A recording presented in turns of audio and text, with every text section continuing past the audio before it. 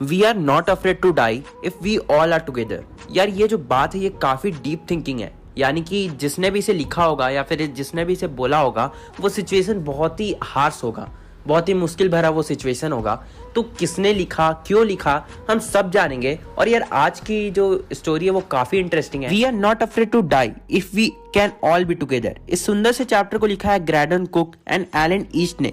हमारे चैप्टर के जो नरेटर हैं वो बता रहे हैं कि जुलाई 1976 में उनकी वाइफ जिनका नाम मैरी था, उनका एक बेटा जो कि 6 साल का था और उसका नाम जोनाथन था, और उनकी एक बेटी जिसका नाम सुजैन था और वो 7 साल की थी। वे सभी एक शिप राउंड में यानी कि एक सी जर्नी के लिए निकले थे और वो डुप्लीकेट करना चाहते थे एक बहुत ही फेमस आदमी का जर्नी को, जिसका नाम था जेम्स कुक, जिन्होंने 200 साल पहले पूरे वर्ल्ड का एक चक्कर लगाया था। तो उनका भी यही मकसद था कि वो भी पूरे एक वर्ल्ड का चक्कर लगाएं। उनकी पूरी फैमिली इस काम के लिए निकली थी। फिर यहाँ पे वो बता रहे हैं कि उनका एक बोट था जिसका नाम था वेव वाकर, जो कि 23 मीटर लंबा था और 30 टन का था, और वो बहुत ही अच्छा से वुडन ब्यूटी था, यानी कि वुडन से बहुत ही अच्छा से बिल्ड था। और वो ये भी बता रहे हैं कि उन्होंने इस बोट को एकदम हार्डेस्ट वेदर पे जाके टेस्ट किया था और ये बोट एकदम सही निकला था, यानी कि ये boat hardest of the hardest weather में भी सही टिक सकता था। हमारे नरेटर 37 ईयर्स ओल्ड एक बिजनेसमैन है और उन्होंने 16 साल ब्रिटिश वाटर में बिताया है ताकि वो एक अच्छे कैप्टन बन सके और सी के बारे में ज्यादा से ज्यादा जान सके, ताकि जब वो पूरे वर्ल्ड का एक चक्कर लगाए तो उन्हें कोई दिक्कत ना हो। सबसे पहले नरेटर ने 3 साल की जर्नी तय की जो कि 1,05,000 किलोमीटर का था, और इसमें वे कोस्टल टाउन ऑफ अफ्रीका से केप टाउन जा रहे थे। और वो बता रहे कि ये जर्नी बहुत ही आराम से कट भी गया। अब उन्हें ईस्ट की तरफ जाना था। अब वो बता रहे कि ईस्ट की तरफ द साउदर्न इंडियन ओशियन था जो वर्ल्ड का वन ऑफ द रफेस्ट सी है। फिर वो बता रहे कि इसे क्रॉस करने के लिए उन्होंने 2 क्रूमैन को लिया। क्रूमैन जो कि बोट चला सकते हैं, नॉर्मल आदमी जिन्हें बोट चलाना आता है वो क्रूमैन होते हैं। तो यहाँ पे वो दोनों क्रूमैन का नेम है, पहला आदमी का नाम है अमेरिकन लैरी विस्गिल और दूसरा का नाम है स्विस हर्ब साइगलर। काफी वियर्ड नेम है ना। जब नरेटर और उनकी पूरी फैमिली साथ साथ 2 क्रूमैन बोट में जाते हैं, केप टाउन को लीव करते हैं, उसके अगले दिन ही उन्हें स्ट्रॉन्ग गेल्स और वेव्स का सामना करना पड़ रहा था। यहाँ गेल्स का क्या मतलब हुआ? Strong wind. उन्हें स्ट्रॉन्ग विंड और वेव्स का सामना करना पड़ रहा था। पर यहाँ नरेटर बता रहे कि उन्हें स्ट्रॉन्ग गेल्स यानी कि विंड से कोई मतलब नहीं थी, क्योंकि उनका शिप बहुत ही स्ट्रॉन्ग बिल्ड था। उन्हें स्ट्रॉन्ग एयर से कोई फर्क नहीं पड़ेगा, पर उन्हें डर लग रही थी वेव से। और वेव जो था वो 15 मीटर लंबा लंबा वेव आ रहा था, जो कि उनके शिप के मेन मास्ट से भी ज्यादा था। मेन मास्ट क्या होता है? जो शिप के आगे झंडा टाइप लगा रहता है पोल में, तो वो होता है मेन मास्ट। तो वो कह रहे उनका मेन मास्ट से भी बड़ा वो जो वेव्स था, इसलिए उन्हें डर लग रहा था कि उनका बोट कहीं डूब ना जाए। अब वो बता रहे क्रिसमस के समय यानी कि दिसंबर 25 को वो केप टाउन से 3,500 किलोमीटर दूर पहुंच चुके थे सी में, ओशियन में। और वो बता रहे कि मौसम काफी खराब हो रहा था। वो बताते हैं कि क्रिसमस के टाइम में उन्होंने अपने जो शिप था उनका या जो बोट था वेव वाकर, उसमें उन्होंने एक क्रिसमस ट्री भी प्लांट किया था। और वो बताते हैं जब न्यू ईयर आया यानी कि 1 जनवरी को, वो जो मौसम था उस मौसम में चेंज देखने को मिला। और चेंज ये था कि मौसम और भी बहुत ज़्यादा खराब हो गया। और ये बात तो और भी ज़्यादा बिगड़ गई जब 2 जनवरी आया, जब वेव जो था वो इतना बड़ा था कि सोच से भी हमारे बाहर हो। इस पॉइंट में नरेटर बता रहे हैं कि उस समय वेव वाकर यानी कि उनके बोट में बस छोटा सा जिब लगा हुआ था। जिब क्या होता है? जिब JIB, इसका मतलब होता है एक कपड़ा जो शिप के ऊपर लगा रहता है झंडा के तरह, वो जिब होता है। तो वो कह रहे कि उस समय बहुत छोटा सा जिब लगा हुआ था। और वो बता रहे कि वेव्स बहुत बड़ी थी और वो उनका बोट जब भी उन वेव्स के ऊपर जा रहा था तो उन्हें काफ़ी डर लग रहा था। उन्हें बहुत वास्ट ओशियन देखने को मिल रहा था जो लगातार उनकी तरफ बढ़ते चला आ रहा था। और जो उस समय साउंड थी उस वाटर की वो बहुत ज़्यादा पेनफुल थी, वो बहुत ज़्यादा जोर से आ रही थी, जिनकी वजह से उनका ईयर्स में पेन हो रहा था। फिर भी उनकी जो बोट है वो 8 नॉट की स्पीड से बढ़े चली जा रही थी। और वो कह रहे हैं कि उन्हें बोट को स्लो करना था, जिसकी वजह से उन्होंने बचे खुचे जिब को भी उतार दिया, यानी कि उस कपड़े को जो झंडे की तरह लगा रहता है बोट के आगे, उसे उन्होंने उतार दिया ताकि उनका बोट थोड़ा स्लो हो सके। उस बोट के अंदर जो 6 लोग थे उन सभी ने अपने आप को डबल लास्ड किया, यानी कि रोप से अपने आप को 2 बार बांध लिया ताकि वो सेफ रहे। उन्होंने लाइफलाइन भी अपने में अटैच कर ली, उन्होंने लाइफ जैकेट्स पहन लिया और वो वहाँ पे स्थिर रहे, यानी कि उन्होंने अब फिर वेट किया। और उसी दिन शाम को 6 बजे वो टाइम होता है जिस समय उन्हें इंडिकेशन मिलता है एक बहुत बड़े खतरनाक डिजास्टर का।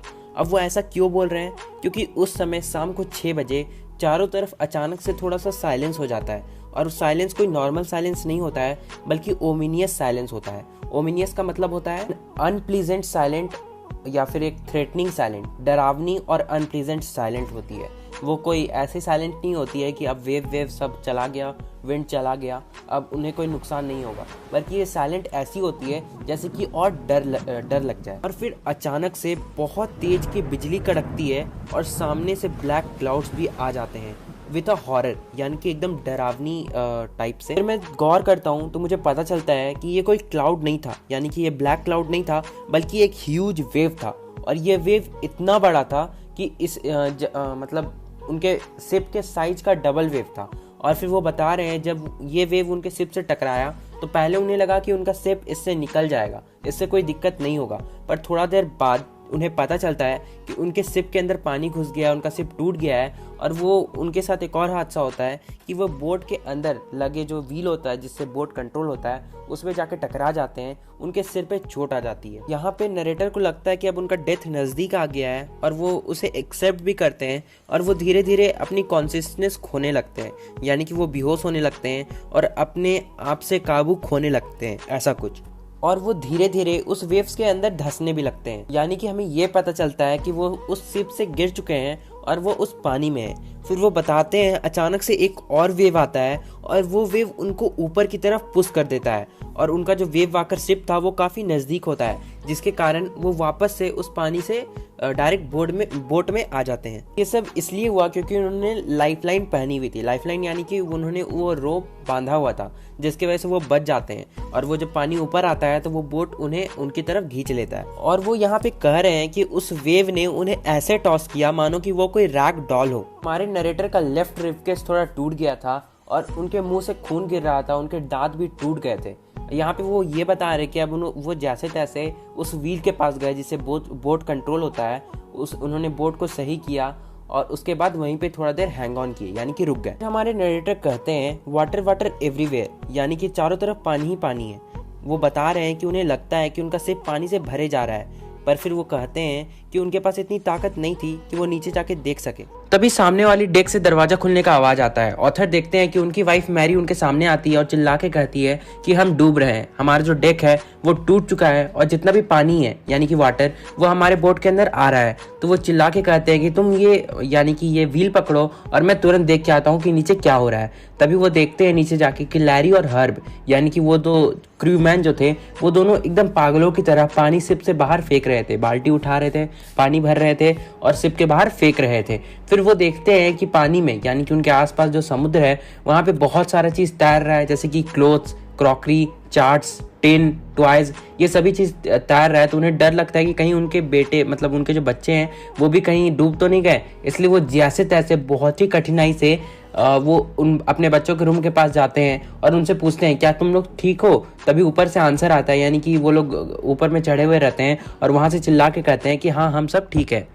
हाँ, बट ऑथर की बेटी जिसका नाम सुजैन था उसके फोरहेड के जस्ट नीचे और आइस के जस्ट ऊपर एक छोटा सा बम्प सा हो गया था जिससे खून भी बह रहा था, पर ऑथर के पास इतना ध्यान नहीं था कि वो उस छोटे से बम्प पे ध्यान दे। इसलिए वो सबसे पहले हैमर, स्क्रू और कैनवस जैसी चीज़ों को ढूंढते हैं ताकि वो उनके शिप में जो होल है उसे रिपेयर कर सके, स्टारबोर्ड को रिपेयर कर सके, और वो ऐसा करने में सक्सेसफुल हो जाते हैं। वो टेम्प्रोरी कवर बना देते हैं। इसके बाद ऐसा नहीं होता कि पानी अंदर नहीं आ रहा होता है, हाँ पानी अंदर आ रहा होता है, पर ज़्यादातर पार्ट ऑफ जो वाटर जो था जो पहले आ रहा था उससे बहुत गुना घट जाता है, यानी कि अब पानी जो अंदर आ रहा था वो बहुत ही सीमित मात्रा में आ रहा था।